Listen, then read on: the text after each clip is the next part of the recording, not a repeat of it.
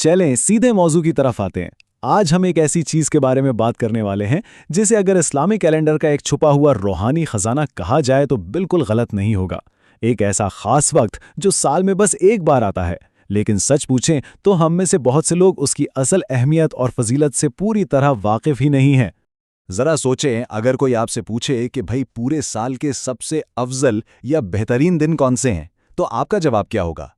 आमतौर पर पहला ख्याल यही आता है ना कि यकीनन रमज़ान का महीना होगा या शायद रमज़ान के आखिरी 10 दिन। लेकिन आपको ये जानकर हैरानी होगी कि असल जवाब कुछ और ही है। जी हाँ, वो जवाब है साल के आखिरी इस्लामी महीने यानी जुल्हज्जा के पहले 10 दिन। ये 10 दिन वाकई साल के सबसे अजीम और फजीलत वाले दिन हैं। इन खास दिनों में किए गए छोटे से छोटे नेक अमल का सवाब इतना ज़्यादा है कि किसी भी दूसरे दिन से उसका मुकाबला किया ही नहीं जा सकता। इस खास वक्त को आम तौर पर अशरा ज़िलहिज्जा कहा जाता है। अरबी में अशरे का मतलब है 10, यानी ज़ुल्हिज्जा के वो पहले 10 दिन जिनका उरूज या जिनका इख्तिताम कुर्बानी के दिन पर होता है। आगे बढ़ने से पहले इस बात को जहन में रखना बहुत ज़रूरी है। अब ज़रा इस बात से अंदाज़ा लगाएं कि इन दिनों की अहमियत कितनी ज़्यादा है। अल्लाह ताला ने खुद कुरान मजीद में सूरतुल फजर के बिल्कुल आगाज़ में इन 10 रातों की कसम खाई है।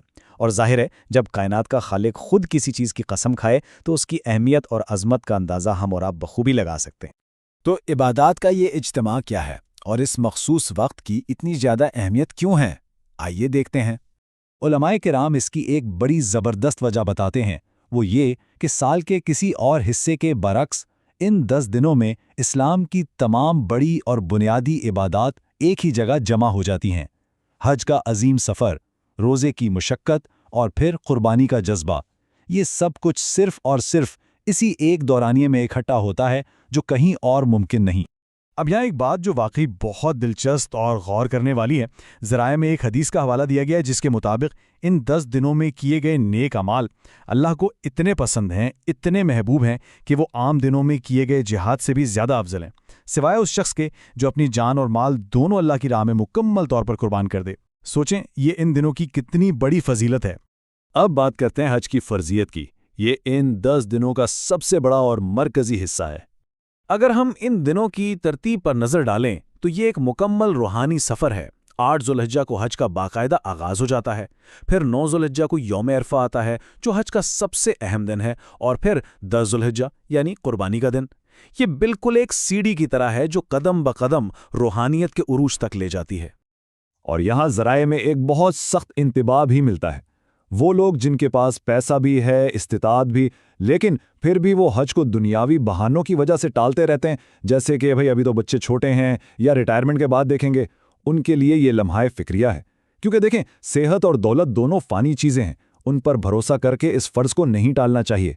अब आते हैं यौम अरफा की तरफ, जो कि 9 जुल्हिज्जा का दिन है। अरफात के मैदान में खड़े हुए बगैर तो हज मुकम्मल होता ही नहीं, लेकिन जो लोग हज पर नहीं जा सके उनके लिए एक ज़बरदस्त खुशखबरी है। अहम नुक्ता यह है कि 9 जुल्हिज्जा यानी अरफा के दिन का सिर्फ एक रोज़ा रखने से पिछले 1 साल और आने वाले 1 साल यानी पूरे 2 साल के छोटे गुनाह माफ़ हो जाते हैं। है ना ये कमाल की बात? ये अल्लाह की बेपनाह रहमत है। अच्छा, यहाँ एक और आम बहस भी देखने को मिलती है कि रोज़ा कब रखा जाए।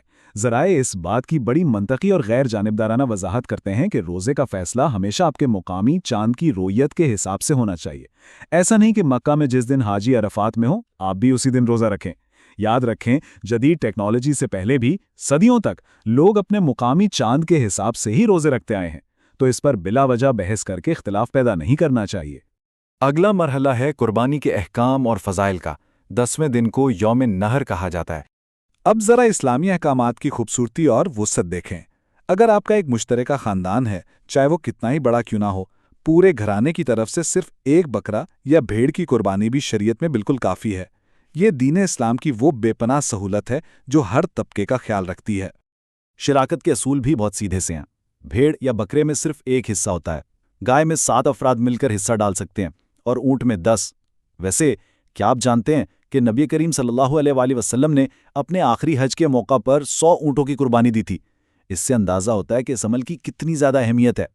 आजकल एक जदीद बहस बड़ी सुनने को मिलती है कि कुर्बानी पर इतना खर्च करने के बजाय क्या वो रकम गरीबों में बांट दी जाए। ज़राए ने इस गलत फहमी को बहुत वाज़ेह तौर पर दूर किया है। دیکھیں، صدقہ و خیرات اپنی جگہ بہت عظیم کام ہے اور اس کی بڑی ترغیب ہے، لیکن وہ ایک الگ عبادت ہے۔ قربانی ایک مخصوص وقت کی عبادت ہے اور محض صدقہ دے کر اس کا نعم البدل نہیں نکالا جا سکتا۔ دونوں کی اپنی اپنی جگہ اہمیت ہے۔ بلکہ ذرائع میں تو ایک بہت سخت حدیث کا حوالہ بھی ملتا ہے۔ وہ لوگ جو استطاعت رکھنے کے باوجود قربانی نہیں کرتے، انہیں سختی سے عیدگاہ کے قریب آنے سے منع کیا گیا ہے۔ اکثر لوگ روزمرہ کے چھوٹے موٹے ادھار کو بہانہ بنا کر اس سے بچنے کی کوشش کرتے ہیں، جسے ذرائع میں انتہائی نامناسب قرار دیا گیا ہے۔